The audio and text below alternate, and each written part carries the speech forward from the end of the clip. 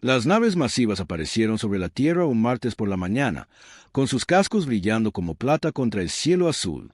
La gente de todo el mundo dejó lo que estaba haciendo y miró hacia arriba. Algunos gritaron, otros rezaron. La mayoría simplemente se quedó allí con la boca abierta, incapaces de creer lo que veían. El presidente Martínez se encontraba en la sala de situaciones de la Casa Blanca, rodeado de asesores militares y científicos. Las naves alienígenas llevaban 3 horas transmitiendo el mismo mensaje en un inglés perfecto y en docenas de otros idiomas. «Pueblo de la Tierra», decía la voz, calmada y agradable. «Somos el Consejo Galáctico, venimos en paz. Deseamos dar la bienvenida a la humanidad a la gran comunidad de especies inteligentes».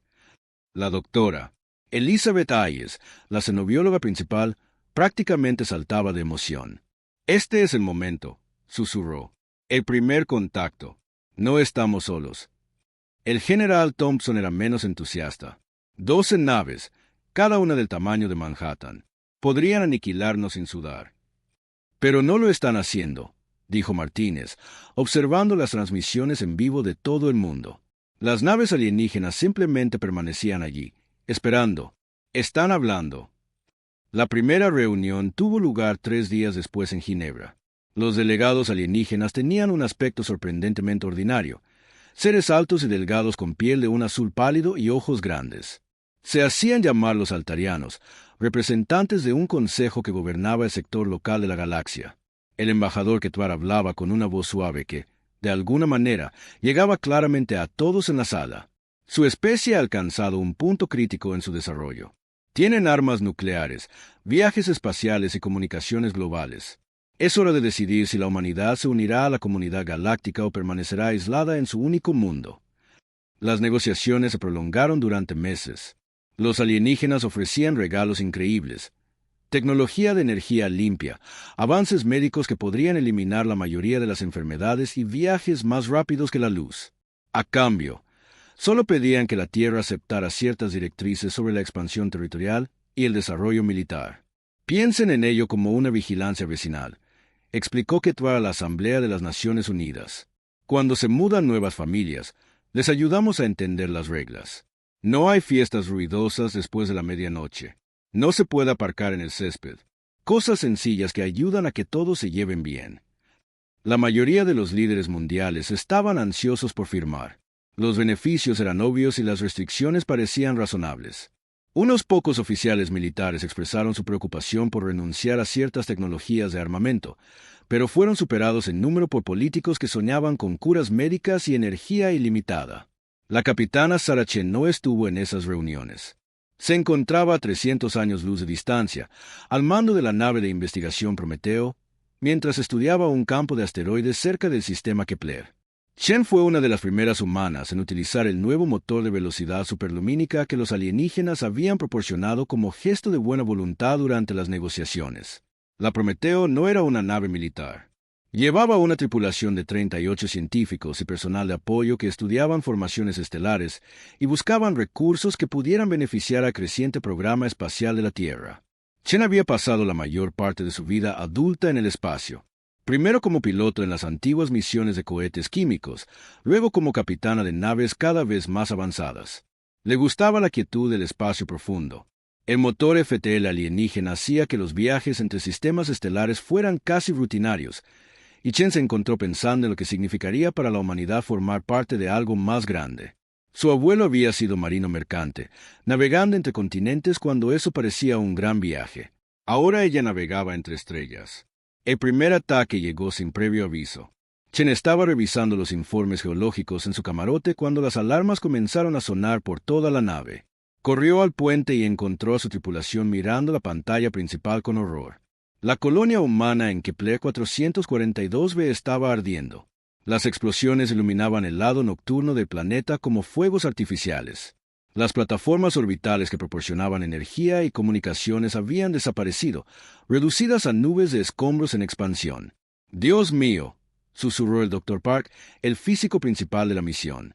Había 50.000 personas allí abajo. Chen abrió un canal a las frecuencias de emergencia de la colonia. La estática llenó el puente. Intentó con los canales de respaldo, luego con las frecuencias militares que se suponía debían ser monitoreadas en todo momento. Nada. Naves desconocidas detectadas, informó el teniente Walls desde la estación de sensores. 3 naves. Configuración desconocida. Se alejan del planeta a gran velocidad. Síganlas, ordenó Chen. Capitana, somos una nave de investigación. No tenemos armas. No dije que las ataquen. Dije que las sigan. La Prometeo siguió a las naves desconocidas durante 6 horas, manteniéndose al máximo alcance de los sensores. La tripulación de Chen trabajó frenéticamente para analizar cada fragmento de datos que podían recopilar. Las naves eran rápidas, estaban fuertemente armadas y utilizaban tecnología que no coincidía con nada en las bases de datos de la Tierra. Cuando las naves desconocidas saltaron a velocidad superlumínica, Chen tomó una decisión que probablemente le salvó la vida. En lugar de seguirlas a través del hiperespacio, regresó hacia la colonia en ruinas. Las siguientes 18 horas fueron las peores de la carrera de Chen. Su tripulación trabajó sin descanso buscando supervivientes e intentando comprender lo que había sucedido. Encontraron cápsulas de escape esparcidas por todo el sistema, algunas con supervivientes, otras solo con cadáveres. Las historias eran todas iguales. Unas naves habían aparecido en órbita sin previo aviso y habían comenzado a disparar. Sin demandas, sin negociaciones, solo muerte desde el cielo. Chen se preparaba para regresar a la Tierra con los supervivientes cuando su oficial de comunicaciones captó algo interesante. Una transmisión de haz enfocado, fuertemente encriptada, que se emitía desde algún lugar en el sistema exterior. No era tecnología humana, pero la Prometeo había sido equipada con equipos de comunicación alienígenas como parte del programa de intercambio cultural. ¿Puedes desencriptarla?, preguntó Chen. Trabajando en ello, capitana. La encriptación es... Espera, creo que tengo algo. El mensaje que apareció en la pantalla heló la sangre de Chen. Era una conversación entre 2 especies del Consejo discutiendo la exitosa prueba de campo de las capacidades de respuesta militar humana. Hablaban de las poblaciones de la colonia como sujetos de prueba y de los sistemas defensivos humanos como obstáculos a medir. Los humanos actuaron como se esperaba, dijo una voz. Su respuesta militar fue lenta y mal coordinada. Sus naves son adecuadas, pero no excepcionales. Recomendación: proceder con el protocolo de pacificación según lo planeado. De acuerdo, respondió otra voz. El Consejo expresará la debida condolencia por el ataque pirata y ofrecerá servicios de protección adicionales. La fase 2 puede comenzar dentro de un ciclo estándar. Chen leyó el mensaje 3 veces antes de que el significado completo calara en ella. Los alienígenas que habían pasado meses hablando de paz y cooperación habían orquestado el ataque a Kepler 442b. Los 50.000 colonos muertos eran solo puntos de datos en algún plan mayor. Todavía estaba mirando la pantalla cuando las alarmas de proximidad volvieron a sonar. 3 naves acababan de salir del hiperespacio cerca de allí. Las mismas naves que habían destruido la colonia. Se dirigían directamente hacia la Prometeo. Toda la tripulación, abandonen la nave, transmitió Chen por el intercomunicador de la nave. Esto no es un simulacro. Vayan a las cápsulas de escape ahora. Mientras su tripulación evacuaba, Chen trabajó frenéticamente para descargar las transmisiones interceptadas y todos los datos de los sensores del ataque. La información tenía que llegar a la Tierra. Alguien tenía que advertirles que los nuevos amigos de la humanidad eran en realidad sus peores enemigos. El primer misil enemigo alcanzó a la Prometeo justo cuando Chen estaba sellando los datos en un núcleo de almacenamiento blindado. La nave se estremeció y comenzó a desintegrarse. Chen llegó a su cápsula de escape con segundos de sobra, aferrando el núcleo de datos mientras la nave explotaba a su alrededor. 3 días después, el carguero New Hera-Isen encontró la cápsula de Chen a la deriva en el espacio. Estaba inconsciente por la falta de oxígeno, pero viva. El núcleo de datos estaba intacto. Cuando Chen finalmente regresó a la Tierra 2 semanas después, encontró un mundo en celebración. El Consejo Galáctico había expresado su profundo pesar por el ataque pirata en Kepler 442b y se había ofrecido estacionar flotas protectoras en el espacio humano. La mayoría de la gente vio esto como una prueba de la amistad y la preocupación de los alienígenas por el bienestar humano. Solo Chen sabía la verdad, y ahora tenía que encontrar la manera de convencer a alguien para que le creyera, antes de que fuera demasiado tarde. El almirante Marcus Webb había dirigido el programa de defensa del espacio profundo de la Tierra durante 15 años. Tenía el pelo canoso, una mirada aguda y el tipo de manos firmes que provienen de tomar decisiones de vida o muerte de forma regular. Cuando la capitana Sarah Chen entró en su oficina con un núcleo de datos sellado, Webb supo que algo iba muy mal. Chen parecía haber pasado por un infierno. Su uniforme estaba limpio, pero tenía ojeras oscuras y sus manos temblaban ligeramente cuando le entregó el núcleo. Almirante, necesita ver esto. Todo lo que creemos saber sobre el Consejo es una mentira. Webb había oído rumores sobre la historia de Chen. El informe oficial decía que había sufrido alucinaciones debido a la falta de oxígeno después de que su nave fuera destruida en el mismo ataque pirata que afectó a Kepler 442b. Pero Chen había solicitado específicamente una reunión con Webb y había traído datos clasificados que deberían haber sido destruidos con su nave. «Muéstramelo», dijo Webb. Durante las siguientes 2 horas, Webb observó y escuchó mientras Chen exponía las pruebas. Las comunicaciones interceptadas eran suficientemente condenatorias, pero también había recopilado datos de sensores del ataque, patrones de movimiento de las naves y firmas energéticas que contaban una historia clara. Las naves que destruyeron la colonia usaban tecnología del Consejo. Más que eso, eran naves de Consejo con sus transpondedores de identificación apagados.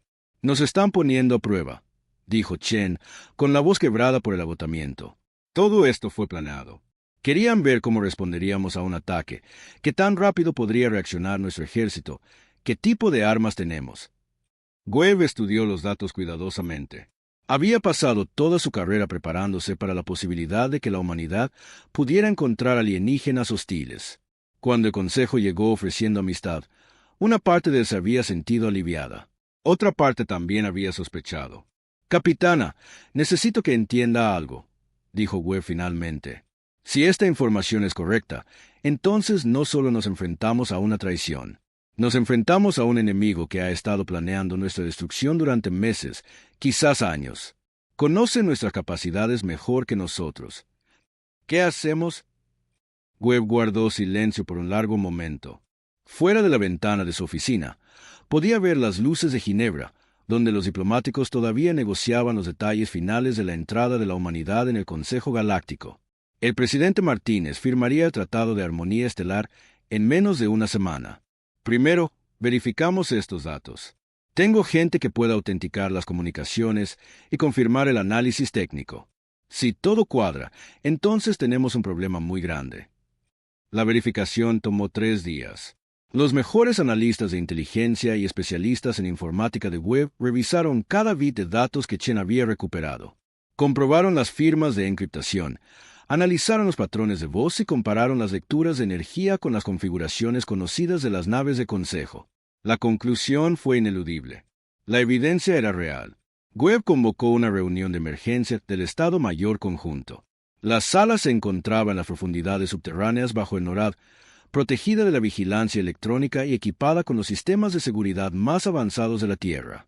Los 5 oficiales militares de más alto rango de las Fuerzas Armadas Humanas se sentaron alrededor de una mesa que se había utilizado para planificar la defensa de la humanidad desde la Guerra Fría. «Señores, señoras», comenzó Webb, «tenemos un problema que hace que la guerra nuclear parezca un desacuerdo menor». Presentó las pruebas de Chen metódicamente, sin emoción. Los otros oficiales hicieron preguntas técnicas, desafiaron suposiciones y exigieron pruebas adicionales. Al final de la sesión informativa, todos en la sala entendieron la situación. El general Morrison, jefe del ejército, fue el primero en hablar. «Entonces, lo que nos está diciendo es que nuestros nuevos amigos alienígenas planean exterminar a la raza humana y han estado probando nuestras defensas para asegurarse de que puedan hacerlo eficientemente». «Eso es exactamente lo que les estoy diciendo», replicó Webb. «Entonces cancelamos la firma del tratado», dijo el almirante Barnes de la Marina. «Le contamos a Martínez lo que encontramos y nos preparamos para la guerra». «No es tan simple», dijo Webb. Activó la pantalla principal de la sala y les mostró los últimos informes de inteligencia. El Consejo ha estado posicionando naves por todo el espacio humano durante el último mes. Lo llaman una flota de amistad, protección contra los mismos piratas que atacaron Kepler 442b. Tenemos 37 naves de consejo en nuestro sistema solar ahora mismo, incluyendo 12 cruceros pesados estacionados a 3 millones de kilómetros de la Tierra. La sala quedó en silencio. Todos entendieron las implicaciones. Si el Consejo decidía atacar, podrían destruir las principales ciudades de la Tierra antes de que la humanidad pudiera montar cualquier tipo de defensa. Hay más, continuó Webb. He estado investigando la historia del Consejo. Llevan más de 1000 años existiendo y, en ese tiempo, han encontrado 47 especies que alcanzaron la capacidad de viajar por el espacio. ¿Quieren adivinar cuántas de esas especies siguen existiendo? 12, dijo el general Rodríguez de la Fuerza Aérea. Las 12 especies que componen el Consejo. Correcto. Todas las demás especies se han unido al Consejo o han desaparecido por completo, sin excepciones. Webb mostró una cronología que revelaba el patrón. Las especies eran contactadas cuando desarrollaban viajes más rápidos que la luz. Se les ofrecía ser miembros del Consejo. Aquellas que aceptaban pasaban por un proceso gradual de integración que terminaba con sus fuerzas militares absorbidas por la flota del Consejo y sus gobiernos convertidos en órganos consultivos sin poder real. Aquellas que rechazaban la membresía se enfrentaban a una presión creciente, sanciones económicas, disputas territoriales, finalmente, una acción militar. No están dirigiendo un gobierno galáctico, dijo Webb. Están llevando a cabo una red de extorsión. Únete a nosotros o muere. Los archivos de inteligencia ofrecían una lectura sombría. Los altarianos, el principal contacto de la humanidad con el Consejo, habían sido una vez una orgullosa raza guerrera con colonias en docenas de sistemas estelares. Ahora servían como diplomáticos y administradores. Su ejército había sido disuelto y sus colonias convertidas en centros administrativos del Consejo. El mismo patrón se había repetido una y otra vez por toda la galaxia. Entonces, ¿cuál es el plan?, preguntó el almirante Barnes. Webb había estado pensando en esa pregunta durante 3 días. Tenemos exactamente 8 ventajas en esta situación. Primero, no saben que nosotros conocemos su verdadera agenda. Segundo, creen que han evaluado con precisión nuestras capacidades militares basándose en el ataque a Kepler. Tercero, son arrogantes. Nunca han enfrentado una resistencia seria de una especie que han decidido absorber. Cuarto, están acostumbrados a luchar contra una especie a la vez, no contra una oposición coordinada. Esas son 4 ventajas, señaló el general Morrison.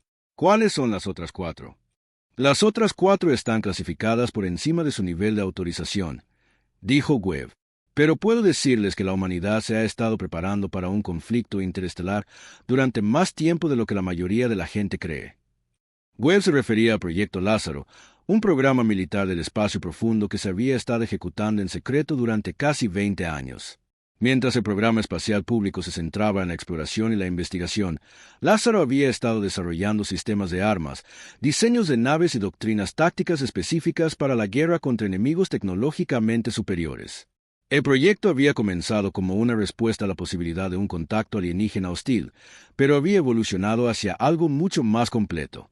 Astilleros ocultos en el sistema solar exterior estaban construyendo naves que incorporaban lo mejor de la ingeniería humana con tecnología alienígena de ingeniería inversa. Las naves eran más pequeñas que las de Consejo, pero más rápidas y maniobrables, diseñadas para ataques de golpe y huida en lugar de una confrontación directa. Necesito que todos ustedes regresen a sus mandos y comiencen a implementar el Protocolo de Defensa 7, dijo Webb a los oficiales reunidos. No discutan esto con nadie fuera de su personal inmediato. Para el mundo exterior, todavía nos estamos preparando para la gloriosa entrada de la humanidad en la civilización galáctica. El Protocolo de Defensa 7 era un plan de contingencia que se había desarrollado años antes para exactamente esta situación. Las unidades militares serían reposicionadas silenciosamente bajo la apariencia de ejercicios de rutina. El personal crítico sería evacuado de los principales centros de población para misiones de entrenamiento. Los sistemas de armas serían probados y reabastecidos bajo la cobertura de un mantenimiento normal. Y lo más importante, se establecería contacto con las colonias humanas en todo el espacio conocido. Cada asentamiento, estación de investigación y operación minera necesitaría ser advertida de lo que se avecinaba. Cuando la reunión se disolvió, el general Rodríguez se acercó a Webb en privado. Marcus, incluso si podemos coordinar una defensa, todavía estamos hablando de ir a la guerra con 12 civilizaciones espaciales. Las probabilidades no están a nuestro favor. Güell asintió sombríamente. Las probabilidades tampoco estaban a nuestro favor cuando luchamos contra el Imperio Británico o cuando nos enfrentamos a los nazis. A veces luchas porque es lo correcto, no porque creas que puedes ganar. Y si perdemos, al menos caeremos luchando en lugar de caminar silenciosamente hacia la esclavitud. Esa noche, Güell se sentó solo en su oficina, mirando informes de inteligencia y evaluaciones tácticas. El plan del Consejo era elegante en su simplicidad. Exigirían que la humanidad entregara sus fuerzas militares para tareas de mantenimiento de la paz galáctica. Cuando la humanidad se negara, expresarían su pesar e implementarían medidas de protección para garantizar la estabilidad galáctica. El resultado final sería el mismo que había sido para otras 35 especies: absorción o extinción. Pero el Consejo había cometido un error crítico. Le habían dado a la humanidad acceso a su tecnología y habían permitido que las naves humanas viajaran por todo su territorio. Pensaban que estaban controlando el flujo de información, pero en realidad le habían dado a la humanidad las herramientas que necesitaba para planificar su caída. Güell abrió un canal de comunicación, seguro con la coronel Sarah Chen. El mensaje llegó al capitán Tom Bradley mientras inspeccionaba equipos de minería en la base Titán, el asentamiento más grande de la humanidad en el sistema solar exterior. Bradley había estado esperando algo así durante semanas. El repentino aumento de los movimientos de naves del Consejo, los nuevos protocolos de seguridad que parecían diseñados para monitorear las actividades humanas, y las historias que llegaban de las colonias del espacio profundo apuntaban a problemas. Bradley no era oficialmente un oficial militar. La base Titán era una operación minera civil, que extraía metano y minerales raros de la luna más grande de Saturno. Pero como muchos administradores de colonias, Bradley era un exmilitar que había sido reclutado silenciosamente para puestos que podrían volverse importantes en una crisis. Cuando llegó el mensaje codificado del almirante Webb, Bradley supo exactamente lo que significaba. «Atención a todo el personal», anunció Bradley por el sistema de comunicación de la base. «Estamos implementando el protocolo de emergencia alfa. Todo el personal civil debe presentarse en sus áreas de refugio designadas de inmediato. Todo el personal militar debe presentarse en el centro de mando». En todo el espacio humano, escenas similares se estaban desarrollando. En estaciones de investigación, plataformas mineras y asentamientos fronterizos, personas que habían pensado que vivían vidas pacíficas como exploradores y pioneros de repente se encontraron preparándose para la guerra. La red secreta que Webb había pasado años construyendo cobró vida. Los mensajes viajaban entre transmisores ocultos usando códigos que se habían desarrollado mucho antes de que llegara el Consejo. Se abrieron depósitos de suministros que habían sido disfrazados de depósitos de mantenimiento de rutina. El personal que había sido asignado a ubicaciones remotas por razones aparentemente aleatorias reveló su verdadero propósito. La doctora María Santos recibió la alerta mientras catalogaba muestras de plantas en Nueva Terra, el primer mundo colonia exitoso de la humanidad a 200 años luz de la Tierra. Había sido la jefa de botánica del programa agrícola de la colonia, pero también era un exoficial de inteligencia que había estado monitoreando las actividades del Consejo en el sector local. «Comandante Harris», llamó al líder militar de la colonia, «acabamos de recibir la señal de partida de la Tierra. ¿Cuánto tiempo necesitamos para evacuar al personal no esencial?» El comandante Harris ya estaba consultando los planes defensivos en su pantalla táctica. 72 horas para llevar a los civiles a los refugios de respaldo. Otras 48 para activar las defensas perimetrales. Nueva Terra era una de las colonias insignia de la humanidad, un mundo verde con una atmósfera respirable y abundantes recursos. También era una fortaleza militar cuidadosamente diseñada. Las granjas y las instalaciones de investigación eran reales, pero se habían construido alrededor de una red de búnkeres subterráneos y emplazamientos de armas. Las presas hidroeléctricas que alimentaban la colonia también ocultaban lanzamisiles. Los colectores solares orbitales podían reconfigurarse como haces de partículas de alta energía. Preparativos similares se estaban llevando a cabo en todo el territorio humano. Lo que el Consejo veía como una colección dispersa de asentamientos primitivos era en realidad una red de defensa coordinada que se había estado gestando durante años. En la Tierra, los preparativos públicos eran más delicados. El presidente Martínez todavía planeaba firmar el tratado con el Consejo en 3 días. Para la mayor parte del mundo, la humanidad estaba a punto de unirse a una civilización galáctica pacífica. La movilización militar tenía que ocultarse detrás de ejercicios de rutina y rotaciones normales. El almirante Webb se encontraba en el centro de mando del Proyecto Lázaro, en las profundidades de la superficie del asteroide Ceres. La instalación había sido excavada en roca sólida a lo largo de 15 años, disfrazada de operación minera mientras que en realidad servía como el cuartel general militar secreto de la humanidad. Informe de situación, ordenó Webb al entrar en la sala de operaciones principal. El coronel Martínez, el jefe de Estado Mayor del proyecto, levantó la vista de un banco de pantallas que mostraban los movimientos de las naves en todo el sistema solar. Todas las naves Lázaro están ahora operativas. Tenemos 47 naves listas para el despliegue inmediato y otras 23 completando las comprobaciones finales de los sistemas. Webb asintió. La flota Lázaro era el as en la manga de la humanidad. Mientras el Consejo pensaba que el ejército de la Tierra consistía en cohetes químicos y primitivos motores de fusión, la verdadera flota humana estaba equipada con tecnología que los sorprendería. Las naves se construyeron utilizando una combinación de ingeniería humana y tecnología del Consejo de Ingeniería Inversa. Los científicos de la Tierra habían estado estudiando cada pieza de equipo alienígena que podían conseguir, supuestamente para ayudar con la integración pacífica. En realidad, habían estado aprendiendo a construir mejores armas. ¿Qué hay de nuestros activos de inteligencia?, preguntó Webb. Todos los agentes encubiertos están en posición, informó el mayor Kim de la sección de inteligencia. Tenemos gente en 12 mundos del Consejo, además de estaciones de monitoreo en cada concentración importante de la flota. En el momento en que comiencen a mover naves para un asalto, lo sabremos. La red de inteligencia era quizás el mayor logro de la humanidad. Durante el último año, mientras diplomáticos y científicos humanos visitaban los mundos del Consejo para intercambios culturales, se habían dejado atrás agentes cuidadosamente seleccionados.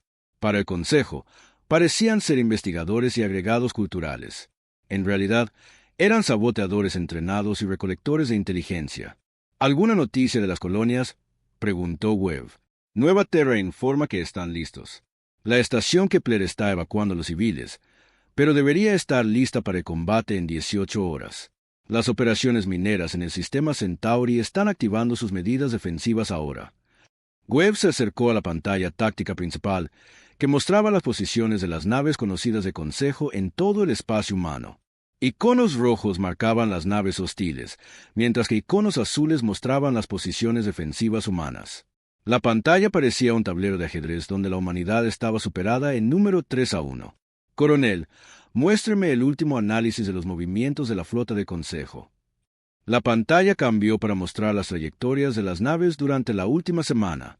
Las naves del Consejo se habían estado moviendo constantemente hacia posiciones alrededor de las colonias humanas y ubicaciones estratégicas. Para cualquiera que observara, parecía un despliegue protector. Para los analistas militares entrenados, parecía el comienzo de un ataque coordinado.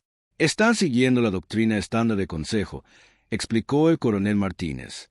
Rodear los objetivos, los principales centros de población, cortar sus líneas de suministro y luego exigir la rendición. Si el objetivo se niega, comienzan el bombardeo sistemático de instalaciones militares e industriales. ¿Cuánto tiempo antes de que estén completamente desplegados? Basado en los patrones de movimiento actuales, estarán en posiciones de ataque final dentro de 96 horas.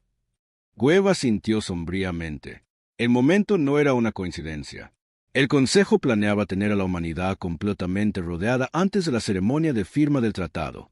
Si los líderes de la Tierra se negaban a firmar, el ataque comenzaría de inmediato. Si firmaban, el ataque vendría más tarde, una vez que la guardia de la humanidad estuviera baja. Almirante, llamó el teniente Torres desde la estación de comunicaciones. Estamos recibiendo un mensaje prioritario de la oficina del presidente Martínez. El Consejo ha solicitado que la firma del tratado se adelante para mañana. Webb sintió un escalofrío recorrer su espalda. El Consejo estaba acelerando su cronograma. Algo los había puesto nerviosos. Envíen un mensaje a todos los comandantes de unidad, ordenó Webb. La operación Lázaro está ahora activa. Todas las naves deben moverse a sus posiciones finales de inmediato. Las siguientes 24 horas fueron las más intensas de la historia de la humanidad. Mientras el mundo veía las negociaciones del tratado por televisión, pensando que estaban presenciando la entrada de la humanidad en una comunidad galáctica, la verdadera batalla ya estaba comenzando. Las naves humanas se movían por el espacio usando trayectorias que parecían rutinarias, pero que en realidad las posicionaban para obtener la máxima ventaja táctica. La flota Lázaro utilizó tecnología de sigilo adaptada de los diseños del Consejo, haciéndolos casi invisibles para los sensores estándar.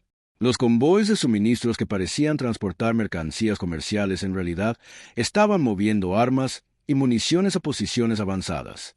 En los mundos del Consejo, los agentes humanos comenzaron la fase final de sus misiones. El Dr. James Park, supuestamente un antropólogo cultural que estudiaba la sociedad altariana, colocó el último de sus dispositivos de pulso electromagnético cerca del principal centro de comunicaciones del planeta. La teniente Sarah Wong, que había estado trabajando como contratista civil en un astillero de Consejo, activó virus informáticos latentes que desactivarían los sistemas de defensa automatizados.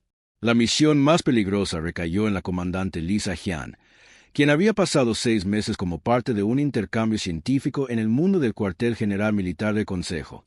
Su trabajo era recopilar inteligencia sobre su estructura de mando y, cuando llegara el momento, eliminar a tantos líderes superiores del Consejo como fuera posible. Todas las estaciones informan que están listas, anunció el coronel Martínez mientras la cuenta atrás entraba en sus horas finales. Webb miró a su alrededor en el centro de mando, a los rostros de su personal. Estos hombres y mujeres habían pasado años preparándose para este momento, sabiendo que quizás nunca volverían a ver a sus familias. El plan que habían desarrollado era ambicioso, arriesgado y probablemente una locura. Estaban a punto de enfrentarse a un enemigo que había conquistado docenas de civilizaciones y controlaba una parte significativa de la galaxia. Damas y caballeros, dijo Webb en voz baja, en aproximadamente 6 horas, el Consejo va a exigir que la humanidad se rinda. Cuando el presidente Martínez se niegue, comenzarán a atacar nuestras colonias e instalaciones orbitales. Ahí es cuando descubriremos si toda nuestra preparación valió la pena. ¿Y si el presidente no se niega?, preguntó el mayor Kim. Webb sonrió sombríamente. Entonces tendremos que negarnos por él. De una forma u otra, la humanidad va a luchar. Fuera del centro de mando, los preparativos finales continuaron. Los sistemas de armas que habían sido disfrazados de equipo de minería se pusieron en línea. Las redes de comunicación que parecían ser comerciales se cambiaron a frecuencias militares. Naves que habían sido registradas como cargueros. El presidente Martínez estaba de pie en el Salón de Tratados de Ginebra, frente al embajador Quetuar y la delegación del Consejo reunida. El mundo entero observaba mientras la humanidad se preparaba para ocupar su lugar entre las estrellas.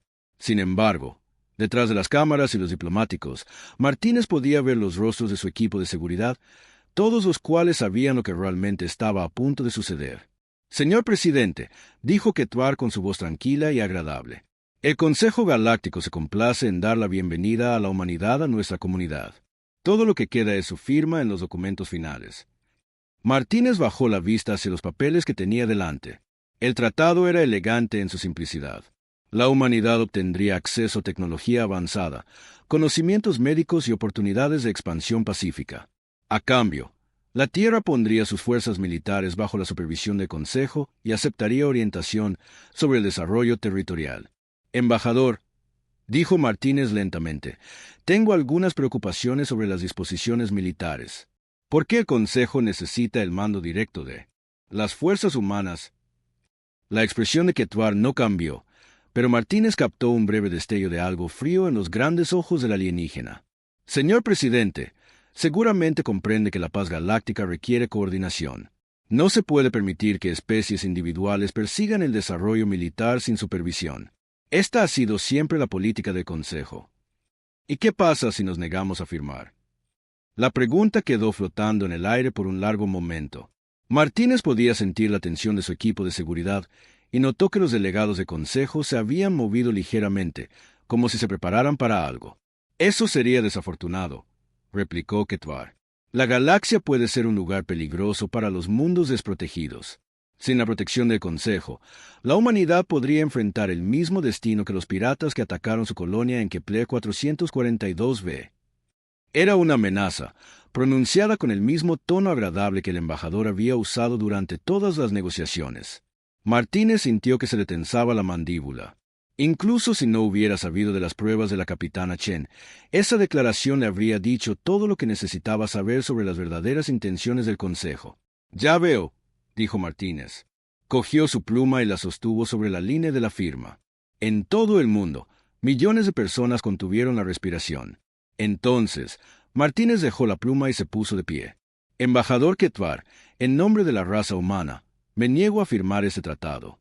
Además, ordeno formalmente que todas las naves del Consejo abandonen el espacio humano de inmediato. La reacción fue inmediata. La agradable expresión de Ketvar se desvaneció, reemplazada por algo que parecía casi reptiliano a pesar de sus rasgos humanoides.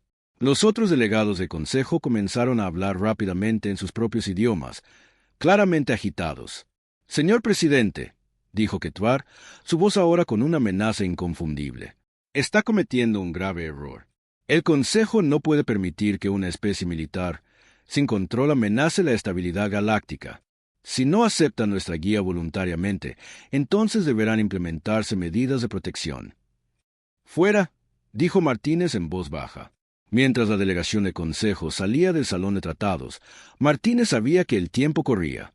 Según la inteligencia del almirante Webb, las flotas de ataque del Consejo comenzarían a moverse a los pocos minutos de un rechazo del tratado. La humanidad tenía quizás 2 horas antes de que comenzaran los disparos. Martínez activó su enlace de comunicación, seguro con el NORAD. «Almirante Webb, acaban de irse. ¿Cuánto tiempo tenemos?» «Menos tiempo del que esperábamos. Señor presidente», la voz de Webb respondió de inmediato. «Las naves del Consejo ya están empezando a moverse. Sus elementos de vanguardia estarán en posición de ataque en 90 minutos. Muy por encima de la atmósfera de la Tierra, la flota del Consejo comenzó su aproximación final. 12 cruceros pesados y sus naves de escolta se movían hacia el planeta en perfecta formación, con sus armas cargándose y los sistemas de puntería activándose.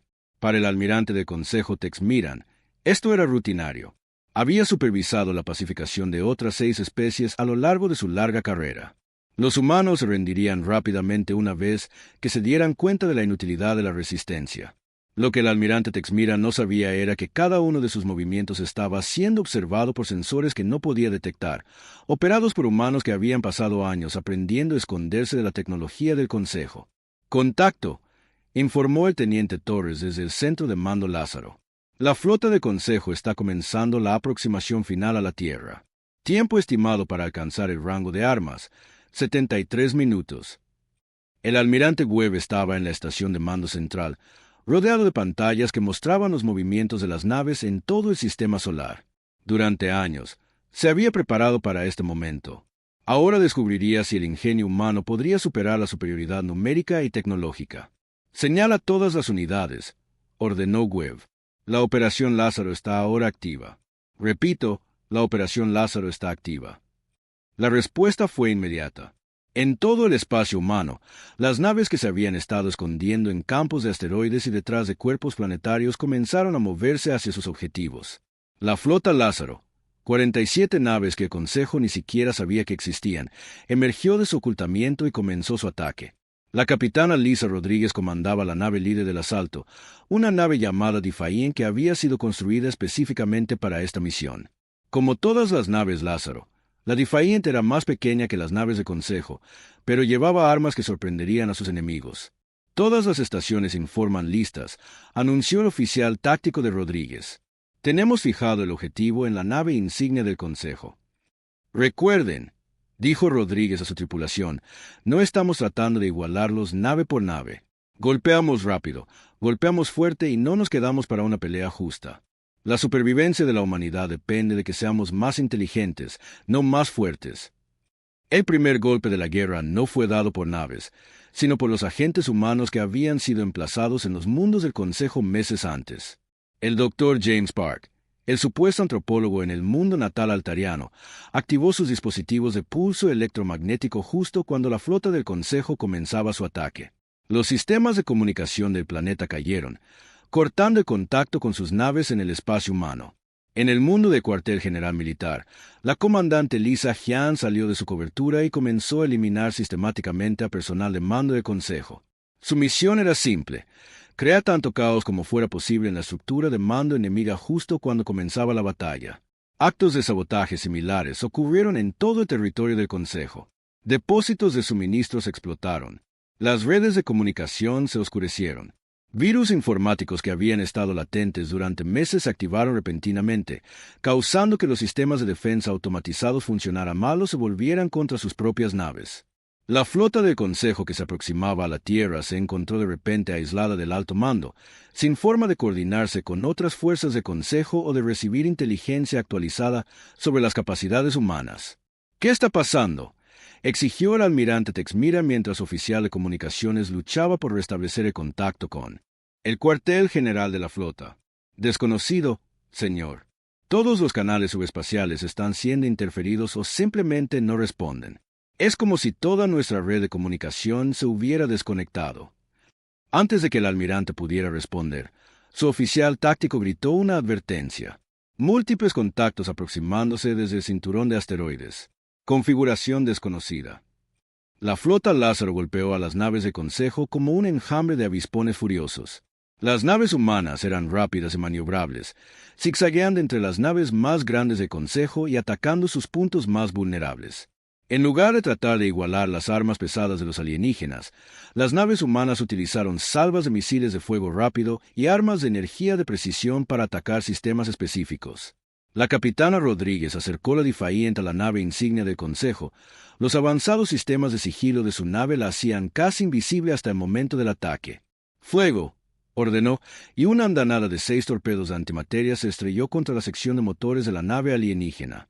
La nave del Consejo se sacudió cuando su propulsión falló, dejándola girando sin control en el espacio. Antes de que su tripulación pudiera recuperarse, aparecieron 3 naves Lázaro más y la remataron con fuego concentrado. En toda la zona de batalla, el patrón se repitió. Las naves de Consejo que esperaban enfrentarse a naves humanas primitivas se encontraron en cambio bajo el ataque de enemigos que no podían rastrear ni predecir. Las formaciones rígidas que habían servido bien al Consejo en campañas anteriores se convirtieron en trampas mortales mientras las naves humanas atacaban desde ángulos inesperados. «Esto es imposible», gritó el almirante Texa mientras su flota comenzaba a desmoronarse a su alrededor. ¿Cómo tienen esta tecnología? La respuesta era simple. La humanidad había estado aprendiendo del propio equipo de Consejo durante meses, aplicando ingeniería inversa a su tecnología y mejorándola. Las naves Lázaro estaban construidas con sistemas de propulsión del Consejo, armas del Consejo y escudos del Consejo, pero fueron diseñadas por humanos que entendían que la flexibilidad y la velocidad podían superar la potencia de fuego bruta. Mientras la batalla se libraba alrededor de la Tierra, conflictos similares estallaban en todo el espacio humano. Las flotas de Consejo que se habían posicionado para atacar las colonias humanas se encontraron bajo el asalto de defensores que parecían aparecer de la nada. En Nueva Terra, el comandante Harris observaba desde su búnker de mando subterráneo cómo las plataformas de defensa orbital que habían sido disfrazadas de satélites de investigación abrían fuego contra las naves de Consejo que se aproximaban. Las plataformas eran pequeñas e individualmente débiles, pero había docenas de ellas, y atacaban con una precisión coordinada que confundía los sistemas de puntería enemigos. «Señor», informó su oficial táctico, «las naves de Consejo están rompiendo la formación. Están intentando retirarse». «No los dejen», ordenó Harris. «Señala la flota. Ninguna nave del Consejo abandona este sistema». La batalla por Nueva Terra duró 18 horas. Cuando terminó, la colonia humana seguía intacta, rodeada por los restos de lo que una vez fue una flota de ataque del Consejo. 6 meses después de que se dispararan los primeros tiros, el almirante Webb estaba en el puente del acorazado Indomable, observando arder la última fortaleza del Consejo.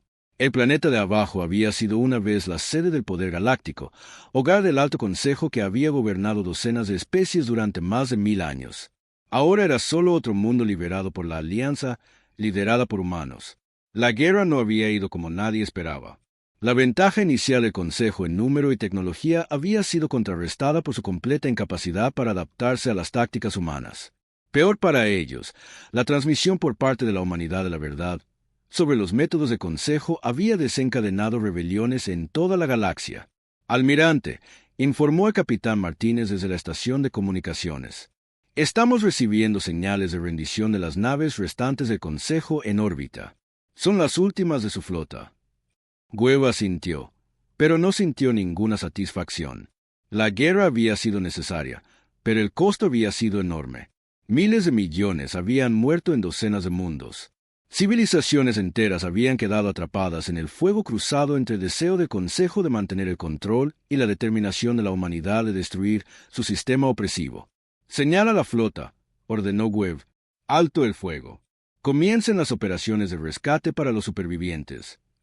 La transformación de la galaxia había comenzado con la negativa de la humanidad a someterse, pero se había extendido mucho más allá de lo que Webb había planeado originalmente. Los apirianos, una de las primeras especies en unirse a la alianza humana, habían traído consigo el conocimiento de los mundos prisión del Consejo donde los disidentes habían sido retenidos durante siglos. La hegemonía de Kroll había contribuido con su masiva capacidad industrial para construir naves para la rebelión. Incluso algunas especies del Consejo se habían vuelto finalmente contra su propio liderazgo una vez que la verdad se hizo innegable. La doctora Elena Rodríguez, ahora sirviendo como la principal oficial diplomática de la humanidad, apareció en la pantalla principal desde la nave diplomática que acababa de entrar en órbita. «Almirante, el liderazgo del Consejo solicita una reunión. Quieren discutir los términos. Después de todo lo que han hecho, ¿quieren negociar?» «Parece que sí. El embajador Quetuar solicitó específicamente hablar con usted personalmente». Webb consideró la solicitud. Quetuar había sido el rostro del Consejo durante el contacto inicial con la humanidad. Había pronunciado sus amenazas con una sonrisa y planeado su exterminio con tranquila eficiencia. Una parte de Webb quería rechazar la reunión por completo, pero el almirante humano había aprendido en los últimos 6 meses que el liderazgo a veces significaba tomar decisiones difíciles por el bien común. «Diles que me reuniré con ellos, pero será en nuestros términos, en nuestra ubicación y con nuestra seguridad». La reunión tuvo lugar a bordo del Indomable 3 días después.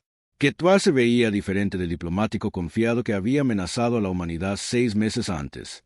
Su piel azul pálido había adquirido un tono grisáceo y sus grandes ojos mostraban algo que Webb nunca había visto en ellos antes. «Miedo. Almirante Webb», dijo Quetuar mientras era escoltado a la sala de conferencias. «Vengo a discutir los términos de nuestra rendición». «No hay términos», respondió Webb secamente. «El Consejo está acabado. Su gobierno está disuelto. Su ejército está derrotado. Y su autoridad sobre otras especies ha terminado. La única pregunta es qué pasará con su gente ahora». La expresión de Quetuar mostró confusión. «Pero seguramente tienen la intención de establecer su propia hegemonía. La humanidad ha demostrado su superioridad. Es natural que ocupen nuestro lugar como la potencia dominante». Webb se reclinó en su silla, estudiando al diplomático alienígena. «Ese es su error, embajador. ¿Creen que esta guerra se trataba de reemplazar su tiranía con la nuestra? No lo era. Esta guerra se trataba de poner fin a la tiranía por completo». «No entiendo». La doctora Rodríguez activó una pantalla holográfica que mostraba la nueva Carta Galáctica que había sido redactada por la Alianza de Especies Libres. «Estamos estableciendo una confederación democrática, embajador. Cada especie obtiene representación basada en su población y contribución al bien común. Ninguna raza tendrá el poder de dominar a las demás». Quetuar miró el documento como si estuviera escrito en un idioma alienígena. «Esto es imposible. ¿Cómo pueden mantener el orden sin una jerarquía clara? ¿Cómo pueden tomar decisiones sin un liderazgo fuerte?» «De la misma manera que la humanidad aprendió a gobernarse a sí misma», dijo Webb, «a través del debate, el compromiso y el consentimiento de los gobernados. Es desordenado y a veces lento, pero es mejor que la alternativa». El líder del Consejo parecía genuinamente desconcertado. Su especie podría gobernar la galaxia. Han demostrado su superioridad militar. Su tecnología es ahora más avanzada que la nuestra. Su gente ha mostrado notables capacidades de liderazgo. ¿Por qué renunciarían a ese poder? Webb pensó en la pregunta por un momento. Porque hemos visto lo que sucede cuando un grupo tiene demasiado poder sobre los demás. Hemos estudiado la historia de cada especie que han conquistado. Sabemos cómo funciona su sistema y sabemos a dónde conduce. Activó otra pantalla que mostraba el destino de las 35 especies que habían sido absorbidas o eliminadas por el Consejo durante el último milenio. Ustedes comenzaron como exploradores y pioneros, igual que nosotros, pero en algún momento del camino decidieron que su manera era la única. Se convencieron de que otras especies necesitaban su guía, su protección, su control. «Trajimos orden al caos», protestó Quetuar. «Prevenimos guerras, eliminamos la pobreza, creamos estabilidad». «Crearon esclavitud», dijo bruscamente la doctora. Rodríguez. Eliminaron la diversidad, la creatividad y la libertad. Convirtieron docenas de civilizaciones orgullosas en distritos administrativos. Webb se levantó y caminó hacia el ventanal, mirando el planeta de abajo. Los altarianos solían ser guerreros y artistas. La hegemonía de Kroll eran maestros ingenieros que construyeron maravillas que abarcaban sistemas estelares. Los zefirianos eran exploradores que cartografiaron la mitad de la galaxia. Todos ellos tenían sus propias culturas, sus propios sueños, sus propias formas de resolver problemas. Se volvió hacia Ketvar. Ustedes les quitaron todo eso. Decidieron que la eficiencia era más importante que la libertad, que el orden era más valioso que la creatividad. Crearon una galaxia de sirvientes en lugar de una comunidad de iguales. ¿Y qué les hace pensar que su sistema funcionará mejor?, preguntó Ketvar. Porque no estamos tratando de controlarlo, respondió Webb. Estamos tratando de asegurarnos de que nadie más pueda controlarlo tampoco. La conversación continuó durante varias horas mientras Webb y Rodríguez explicaban la estructura de la nueva Confederación Galáctica. Cada especie miembro conservaría la autonomía sobre sus asuntos internos mientras participaba en decisiones colectivas sobre comercio, exploración y defensa mutua. Las disputas se resolverían mediante arbitraje en lugar de la fuerza militar. Se fomentaría el intercambio científico y cultural en lugar de regularlo. Ketvar escuchaba con creciente asombro. Realmente planean renunciar al poder que han ganado. Planeamos compartirlo, corrigió Webb. Así es como funcionan las democracias. Pero, ¿y si otras especies toman decisiones con las que no están de acuerdo? ¿Y si eligen políticas que perjudican a su propia gente o amenazan la estabilidad galáctica? La doctora Rodríguez sonrió. Entonces intentaremos convencerlos de que están equivocados. Si eso no funciona, aceptaremos que diferentes especies pueden tener diferentes soluciones a sus problemas. Mientras no amenacen a otros, tienen derecho a cometer sus propios errores. Esto conducirá al caos, predijo Ketvar. Quizás, admitió Webb, pero será el caos de la libertad, no el orden de la opresión. Preferimos lidiar con los problemas de la democracia que con los problemas de la tiranía. Durante las semanas siguientes, comenzó la transición.